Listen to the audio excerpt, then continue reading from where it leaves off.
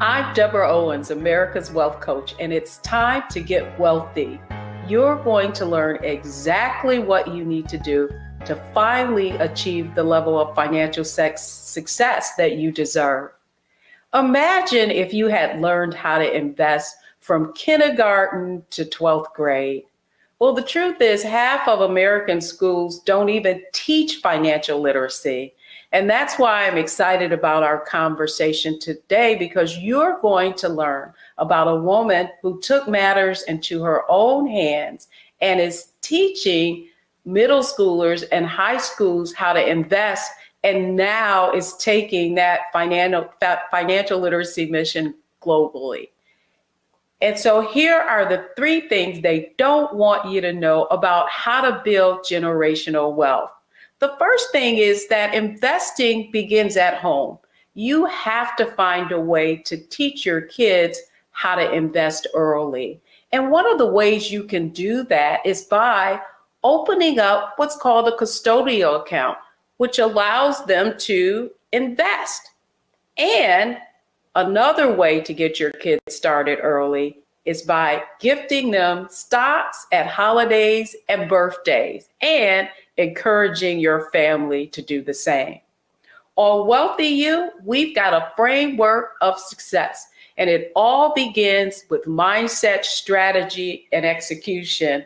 And that's exactly where we're going to start with our guest today. Sabrina Lamb is a pioneer in financial literacy. She launched the World of Money to show middle schoolers and high schoolers how to invest. And I'm so excited to have her on the program with me today. And I just want to say, Sabrina, welcome to Get Wealthy. Deborah, it's an honor to be here. Congratulations on your amazing legacy of empowering women and the world.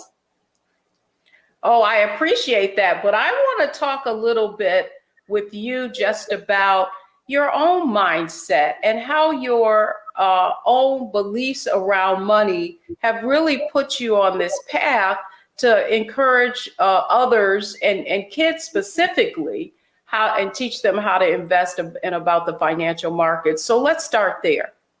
Sure. So 17 years ago, I was minding my own business.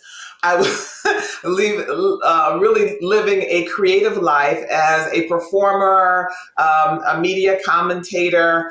But 17 years ago, I was in attendance to a financial workshop for myself. And sometimes in life, you receive an aha moment. And the whisper came, Deborah. And the whisper said, what if children, particularly those who look like you, could learn what you're learning this weekend? And then the second question came, Sabrina, how different would your life have been if you had received financial education as a child? Well, Deborah, it would totally different. It would be totally different. Number one is because I was the financial sociopath in my family. Yes, I was. And I was in charge of the consumerism and the spending, and the co-signers on this were my parents and my grandparents and extended family. So particularly the parents in your audience can relate to this reality, is that your children will never sit you down and say, Mom, Dad, could we have a talk about how we can lower the expenses in our household? Could we start talking about and planning for your retirement so that you have a cushion and so that you don't have to live with me? No, children will never say that because they really don't care. But they also understand the power of money, Deborah, because why? They have been watching from their cradle how the adults in their lives have interacted with this powerful currency. And they know every time dad reaches into the wallet or mother reaches into her purse, it's party time. And it's time for everyone around me or us to be able to make sure all of my wants and fantasies are fulfilled. And so that was my role. Now, I will add, Deborah, that, when I would visit my family in Miami, and every year it was shopping time and brand new wardrobe, because everyone needs a brand new wardrobe every year. My extended family was so financially educated. They own their own homes. They would leave a vacation early to go home and pay a bill. Their funerals were prepaid and planned, but they didn't share or insist that I adopt those same type of behaviors, because out of love, they were making sure that all of my wants were satisfied. And so that's how I came into this space. I looked around and see what was out there. And so even 17 years later, Deborah, World of Money is the leading provider of immersive financial education for children ages 7 to 18. We provide 120 online and classroom hours of financial education. Woo! Now that, and I am sure, Sabrina, that so many people can relate to that, but I really think that it's interesting that it's almost if, and I think that many in our audience are going to be able to relate to that. We may learn the lesson, right, about becoming financially literate and build our financial acumen. And somehow in our minds, we feel like we need to create this middle class nirvana because we struggled. Now that we're no longer struggling, we feel like we want to create this for our own children. So is that what you're conveying, that your family really wanted to kind of live vicariously through you so that you didn't experience the struggle? Deborah, you are spot on. This thing called financial education is spiritual, it's emotional. And most breathing people have an emotional relationship with their money. And so many parents, or even ourselves, we use this powerful currency, besides love or a spiritual practice, to fill the emptiness in our lives, or that we feel that's in our lives. And so many parents, when it comes from a parent perspective, they don't want their child to feel any discomfort or any lack, or I don't want my child not to have any discomfort regarding what I did have or didn't have. And the best, I believe, after this work and hearing from thousands of parents around the world, it's the best action that a parent could take is to prepare their child to be eagles, to be able to helm this powerful currency. Because as we know, it's not financial or immersive financial education is not taught or shared widely. So how are we going to prepare for the realities of living a financial life without allowing our children to fly, to be eagles, to take responsibility, to understand the difference between needs and wants, and not be so enamored with consumerism and everything that's on our social media and so forth? Well, it's interesting that you say that, because one of the things you just mentioned was the power of being immersed in financial literacy and actually experience it. So what advice would you give parents on at what age should they start exposing their children to investing? And what are the first steps to do that responsibly? Sure. They should start at birth. They should start at birth, because for all of us that have taken, for example, a foreign language, for example, Swahili or French, or it's a lifelong education in language, applying the culture behind that language so it's not an intellectual experience. And so as your children, your child, your baby is watching you, and maybe, your spouse or whomever argue about the money or turn their lights off or telling lies, I don't have that money. And you really do have the money, because the child say, I know you have the money, so don't say you. So, changing the dialogue that you have in the household to lower the temperature regarding this conversation and say, well, no, we're not going to purchase another pair of sneakers. And particularly because you're only a consumer and you should be an entrepreneur or an investor. We need to have that conversation. But here's our money plan. And dear child of mine, I would love your input in terms of how much can we save so that we are prepared when life happens? And how can we shift as a family? And I love your opinion, dear child of mine, so that we can extend a legacy, so that not only am I, as a parent, I'm safe and I'm secure, but you as well. So every month or every 2 weeks, we are going to have a family business meeting, and we're going to discuss and lay out all the bills, all the liabilities, and call them what they are. So for example, Deborah, I have a closet filled with liabilities, Deborah. Filled. Okay? Those are not assets. They're not growing in worth over time. They're liabilities. And so when you call a thing, as a Jan Van Zandt would say, you identify and perhaps begin to shift what we value. We spend money, we use money on what we value. So if we value those shoes over investing in a business or education or our own financial security, then the result is that we will live a life of financial insecurity. And so having those very adult-like but sobering and transparent conversations with children only benefits them, so they can indeed become eagles. This is so intriguing. However, I think, in the work that we do, one of the things that we see is that the parents themselves are not financially literate. They are carrying some of these emotional beliefs around money. And so then if I don't know, one of the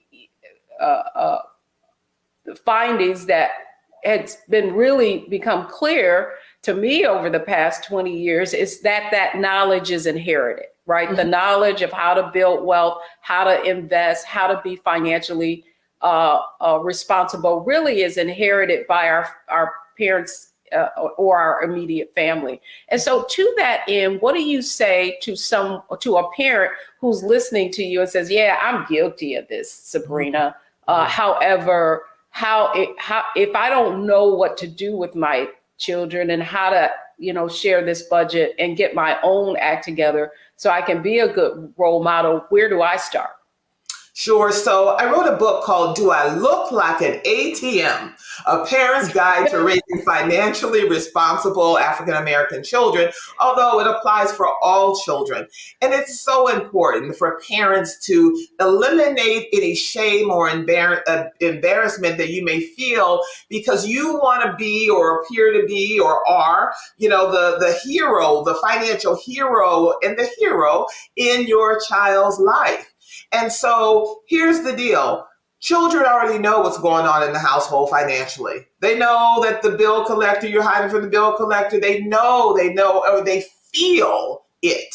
And so parents need to just understand that your children love you as you are. They don't love you for what you don't know, what you do know. And this is an opportunity to strengthen the bonds between a child and their parents when you're having this very holistic and honest conversation, because they'll remember that together as a family, we determined to learn together. In my book, Do I Look Like an ATM? There's different parental archetypes. For example, the martyr, which usually shows up with women who are raising children alone, and they feel they must sacrifice everything for their child to show how much they love their child. And what happens is that child believes that they need to sacrifice themselves. Girl children believe that, particularly for their relationship, and little boys believe that's what women should do. The women should sacrifice themselves for us. No. And then, for example, the Disneyland parents, they want to, pretend that everything is wonderful. We're going to go to Disney World when, the rent or the mortgage has not been paid, or we don't have a 6-month emergency fund, but we want to do it because we want to feel momentarily great. And so what we're saying is that, feel the feeling of embarrassment, or that you feel that you're not a hero to your child, or you won't be loved by your child for what you don't know, is totally inaccurate. In fact, being transparent and honest and sharing with your child and inviting them into this conversation is the best demonstration of your love and being a real hero. Heroes are not they can absorb anything and reset and to do better. That is so powerful. Just for parents to understand themselves and their role in really creating, financially responsible children. And so when we come back, I want to get we've talked about mindset and where you gained your own beliefs. And all I got to say is thank goodness you went to that financial literacy class and had this aha moment, because I often say you cannot change what you will not acknowledge. And so to that end, when we come back, I want to talk to you a little bit about the strategies that you've really put in place to help others through World of Money. And by the way, you can go to worldofmoney.org. That's worldofmoney.org to learn more about what this amazing woman, Sabrina Lamb, has been on this journey in helping others become financially literate. So we'll come back.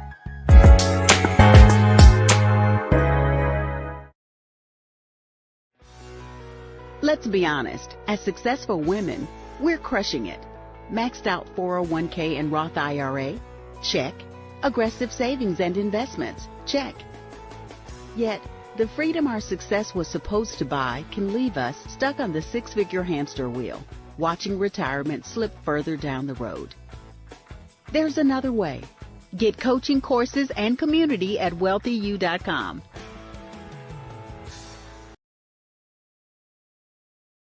Fanbase is pioneering a new era of social media for the creator economy. This next generation social media app with over 600,000 users is raising $17 million, and now is your chance to invest.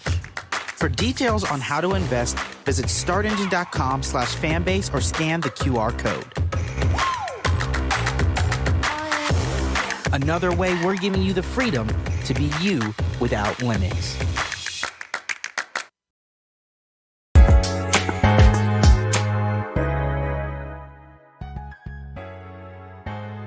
Welcome back, everyone. I'm Deborah Owens, and it's Get Wealthy, and we've been having a fascinating conversation with Sabrina Lamb, who is the founder of worldofmoney.org. She's a former broadcast journalist and performer, but she's also blazing trails in a new area as well and taking her mission globally.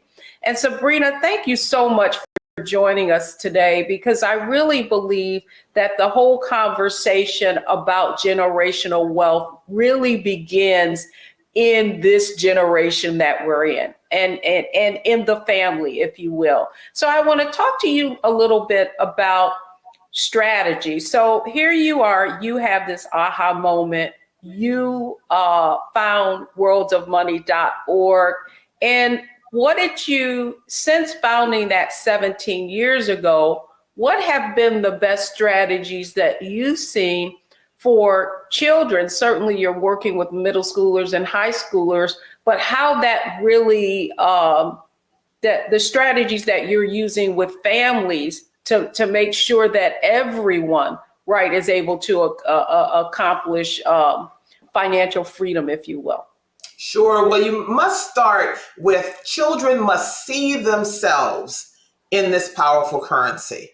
So at World of Money, and we're registering now, parents can register their children ages 7 to 18 on our website for our annual Youth Financial Education Training Institute. But we teach the financial history of money. Financial education includes history.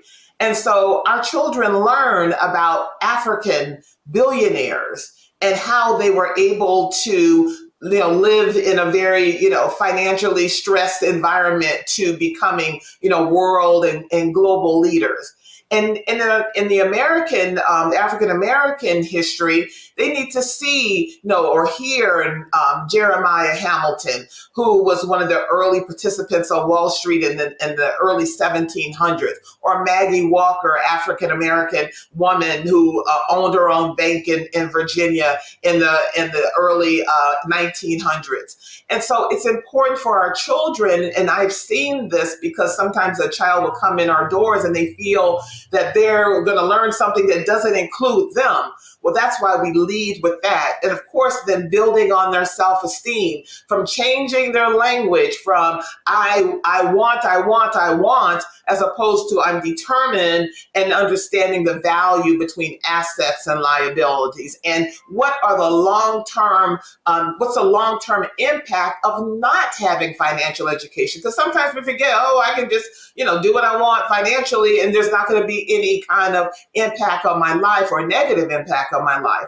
And so day one, hour one, that's what we have to, we share with children. Number one, with the lack of financial education, you will experience emotional upheavals through your entire life. When you look across the cities in America and children that are struggling or aged out of foster care or in negative behavior, if you peel back the layers, you'll see very quickly how money shows up, or the struggle with the economic flow of money or lack thereof in their family, or their value systems are off. And so then from there, we begin to build, the financial history, the flow of money, the impact, the big why. Because why do we say why? Because that's the favorite question for children is why. And then we start to scaffold out our curriculum from, budgeting or creating a money plan. And again, the why, what is the impact? And it goes all the way up into unpacking the valuation of a company. Everyone is really enamored with investing, and I think that they should. I have a fintech, as you know, called Wakeza. But, can we start with a savings plan first? Can we understand exactly if you're going to invest, and I do believe that you should, do you know the difference between a stock and a mutual fund? And do you understand, yes, maybe all your friends are investing in that company, but have you unpacked that company? Do they have ethics? Do you agree with the leadership? Are there any scandals? Do they hire people who look like you?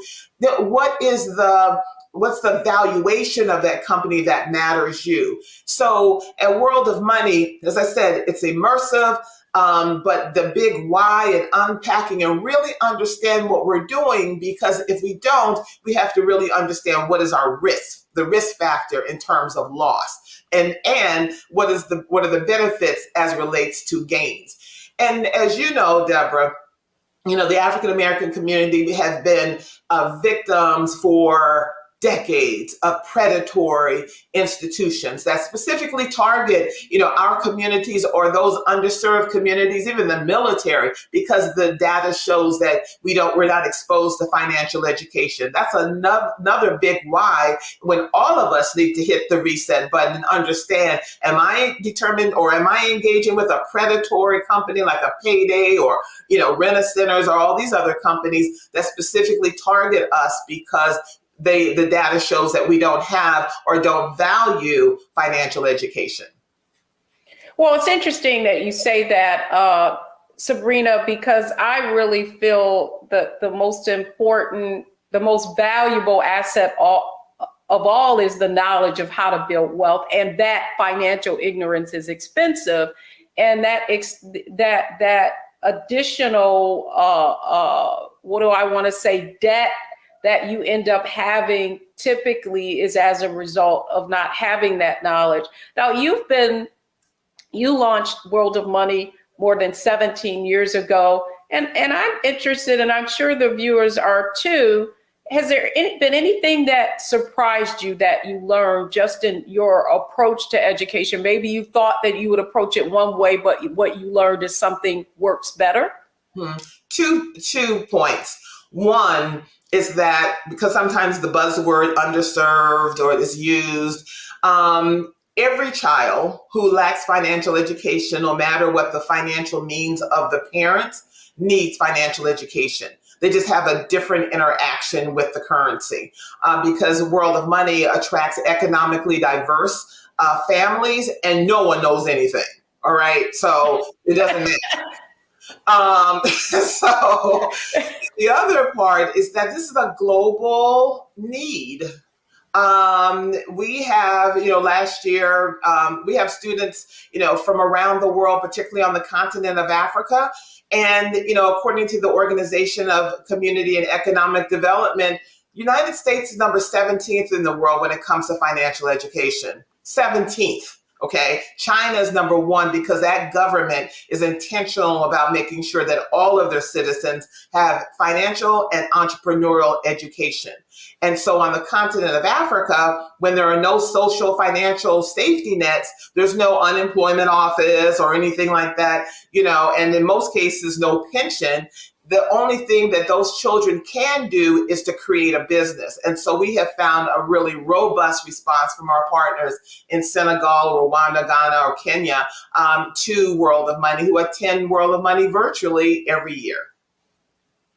Oh, that's interesting. And I know that it's interesting that you bring that up, because I know that that World of Money has taken you around the world, and that you've taken World of Money really to the African continent. And now you have evolved that into even a new venture, Wakeza. And I'd love if that change in the surprise of what you found as you built worldofmoney.org. And now I know that your YWCA of Chicago actually acquired it because of the robust curriculum and that you've built.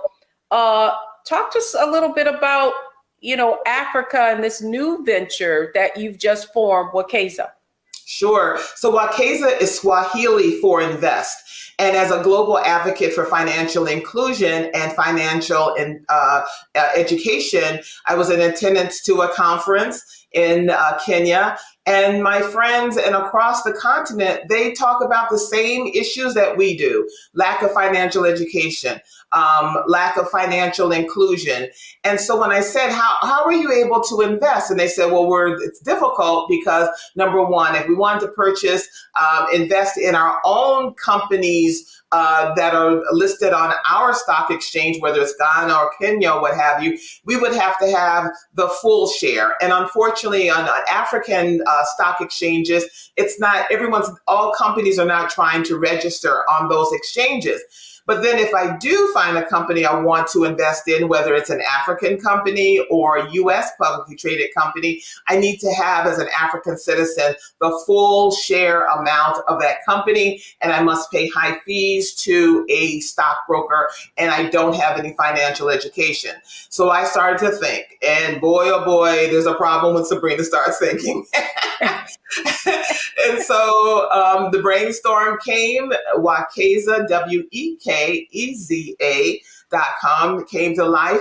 And so what Wakeza does is democratizes access to investor education, and then will allow you to purchase fractional and or whole shares on U.S. publicly traded companies. Together with my team, we are registered here in the U.S. and soon will launch in Kenya. But that's what we do. So we believe that with Wakeza, and of course my work with World of Money, with Wakeza, we want everyone to invest. But using your brilliant phrase, we don't want you to be financially ignorant. We want you to understand exactly what and why you are investing in that particular company. So we invite everyone to go to wakeza.com and sign up so you can be notified when we launch. Well, it is interesting, Sabrina, that when you look at Africa, and you look at their development just in the finance space, you don't see a lot in the investment area. You do see a great deal in banking, and you have seen a great deal of innovation in just that, in money transfers, because we have such a significant amount of people from Africa here in the US. A lot of that is money exchange. So I'm interested in how you're navigating the kind of infrastructure where you don't have a lot of the regulatory, frameworks that you have here in the US. What would you say to someone who is intrigued by Wakeza and wants to get involved in it? Sure. So number one, with Wakeza, and what I love about what's happening on the continent of Africa is that they leapfrogged over the desktop revolution. In the West, in the United States, we all have the laptops. On the continent of Africa, in terms of onboarding everything, it's all done on your mobile phones. But on the continent, there are regulatory requirements. In fact, there are some companies that have launched and they've had grand openings, Deborah, and grand closings. Because you cannot just, particularly when it comes to investing or any business, you cannot just do business that way. And so we are registered to do business, and will form and, have in talks to form alliances and relationships with the Nairobi Securities Exchange and their capital authorities. When you enter into any country, any sphere, you must come with clean hands. And you must adhere to all those regulatory requirements. I will also say that it's a frontier. It's a frontier. It's a new landscape. And so they're playing catch up when it comes to regulatory requirements. And so as they're seeing what the West does, they're making those same kind of requirements in their country as well as they should. Excellent. Well, I'm excited about the fact that you had already expanded globally with worldofmoney.org, and now you're launching this fintech you've launched this new fintech company, Wakeza. And so when we come back, I want to, our framework, mindset, strategy, and execution. So I'm sure our viewers would love to know more about what the next phase of Wakeza and World of Money in terms of you executing on your vision. So when we come back, we're going to talk to our guest, Sabrina Lamb, founder of World of Money, and now Wakeza, about how she's going to execute her strategy and bringing these phenomenal financial education and fintech education to the world.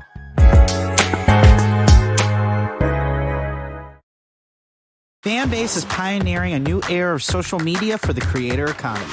This next generation social media app with over 600,000 users is raising $17 million, and now is your chance to invest. For details on how to invest, visit startengine.com/fanbase or scan the QR code. Another way we're giving you the freedom to be you without limits.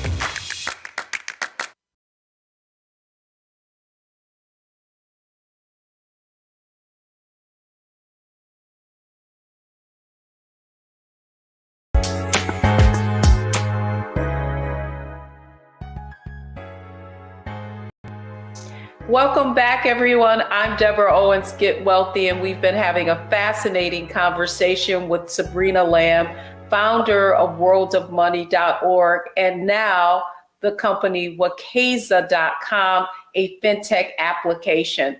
So, the buzzword, Sabrina, really, we've seen a number of financial apps gain a lot of prominence here in the U.S., whether it's stash apps, Acorns, I think was at the forefront, where you are able to trade your change.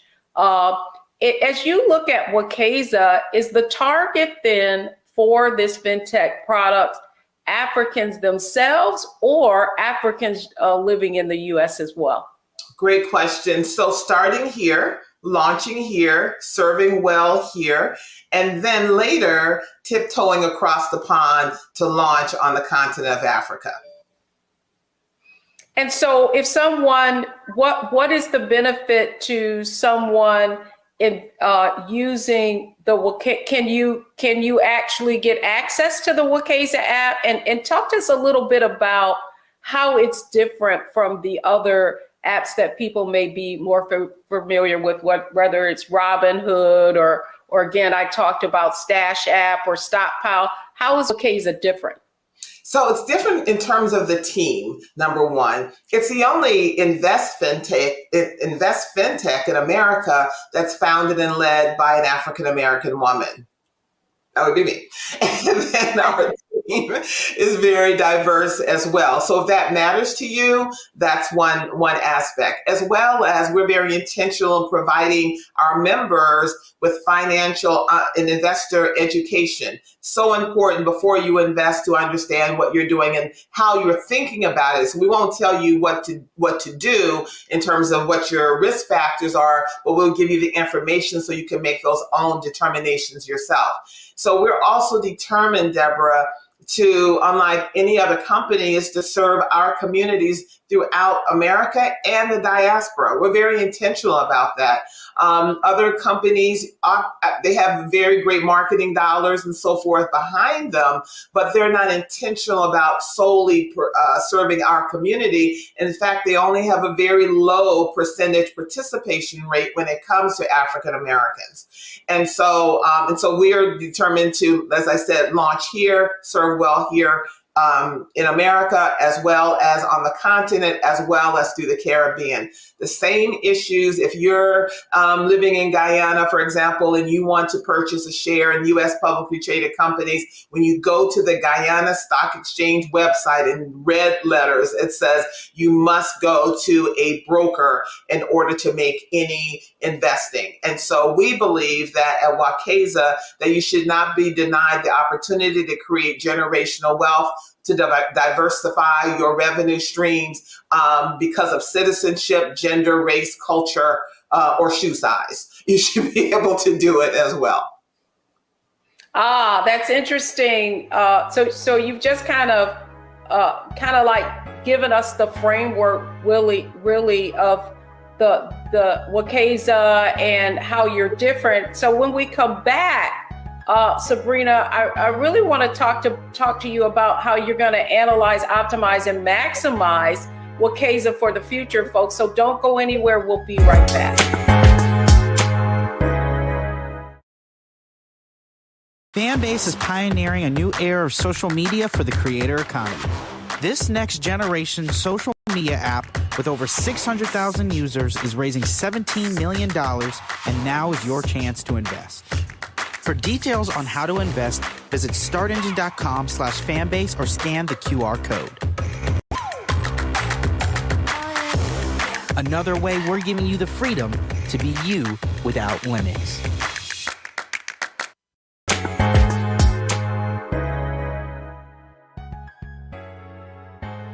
Welcome back, everyone. I'm Deborah Owens of Get Wealthy, and we've been talking about getting wealthy through financial education, financial literacy, and getting exposed to a new app from founder and CEO Sabrina Lamb of Wakeza.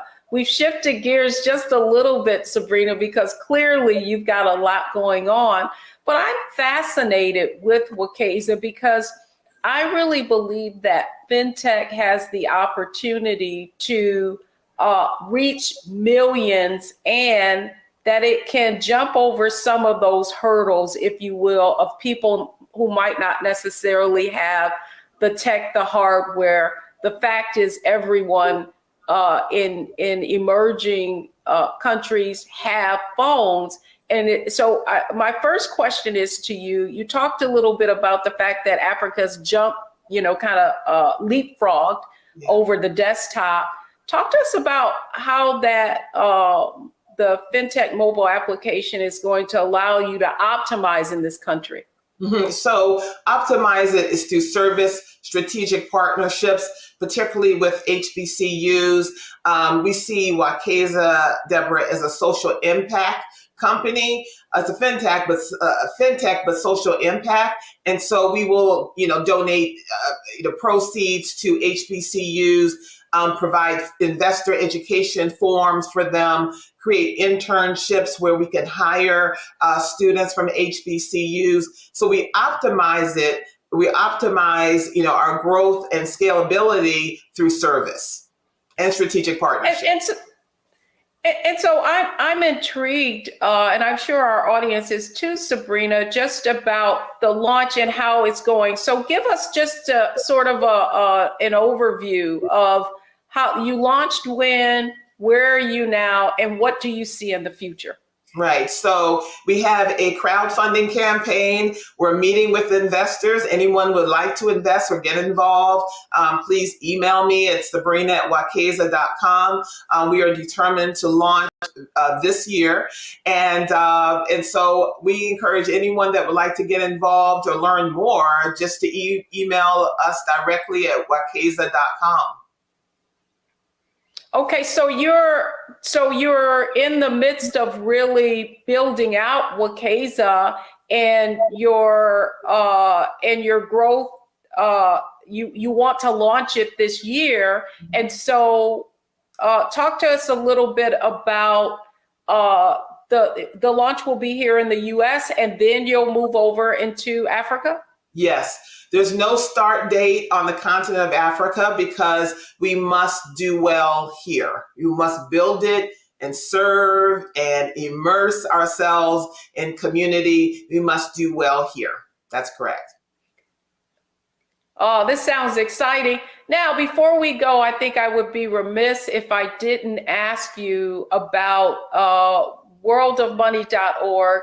I know that there are going to be a lot of parents who are listening to this and want to get their kids involved in learning how to be more financially responsible. So talk to us a little bit about how our audience can enroll their kids now in worldofmoney.org and its programs. So excited. We have 2 parallels tracks that we're offering this year. fingers crossed that we can return to in-classroom instruction.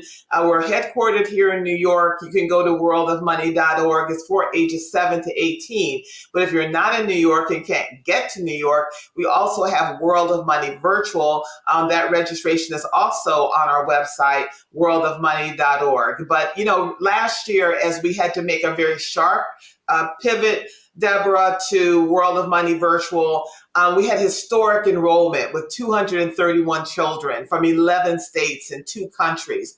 And it was fascinating to see Muhammad in Dakar, Senegal, partner with Jamal in Oakland and Sinai in Atlanta as they started to develop and prepare their stock valuation presentations for Wall Street professionals, executives. So we're going to do the same thing in person, but we will continue to do World of Money Virtual because the response has been globally. And so parents, please register now at worldofmoney.org.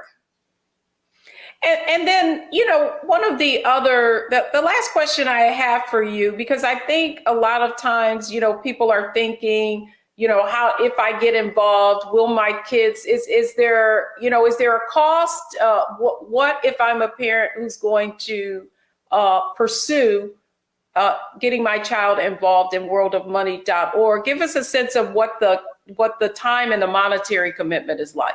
Sure. So it's 40 classroom hours in person, and that goes for parents choose which week they would like to attend World of Money in July. And then the World of Money Virtual begins in June, and that spans over 11 days with 2 hours per day because you get, Zoom fatigue online. And so, yes, there is a parent contribution. They're not paying, they're contributing. And so all those details in terms of what the parent contribution payment plans are available that are definitely on our website. But we also say that,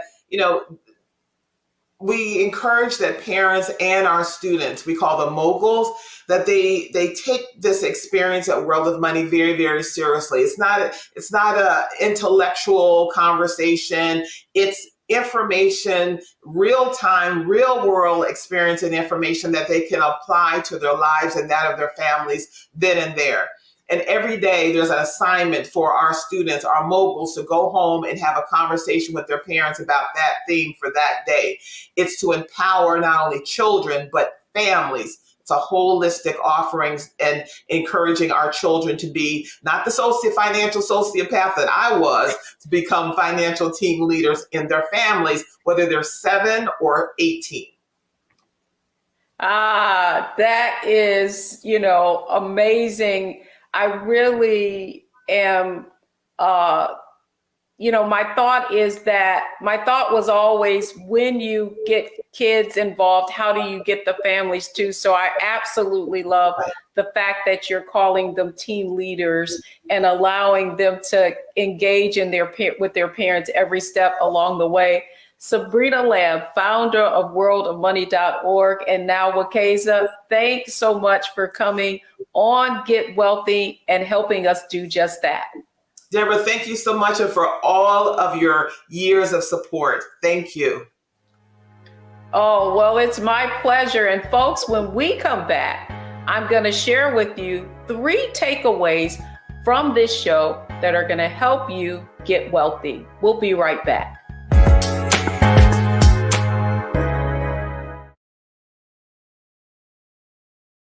Fanbase is pioneering a new era of social media for the creator economy.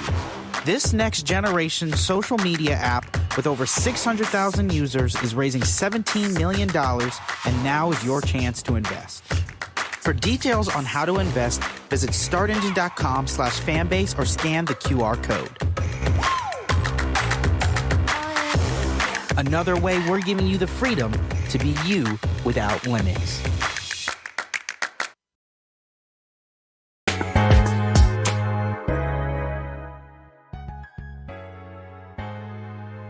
I'm Deborah Owens, host of Get Wealthy. I hope you enjoyed our show today and that you learned a lot. But here are the 3 takeaways from today's show, all around you understanding how to bring the family together and create generational wealth. Well, first off, Start early. And one of the things I believe you can do is begin to gift your children stock. As our guest said today, that financial literacy starts at birth. And why not start out that first birthday with a gift of stock? Secondly, you can open up what's called a custodial account. So if you have young folks who are under the age of 18 or 21 in some states, they can still have investments. You just have to open an account on their behalf. And then finally, and here's what I think it can really accelerate your financial growth, is share with your family members. Rather than them giving your child something of little value that will grow of little value in the future, have them start gifting shares of stocks, or even better, open up a 529 college plan and have your family's members commit to investing in that. And I hope you've enjoyed today's show. I'm Deborah Owens, America's Wealth Coach, and I hope you learned how to get wealthy.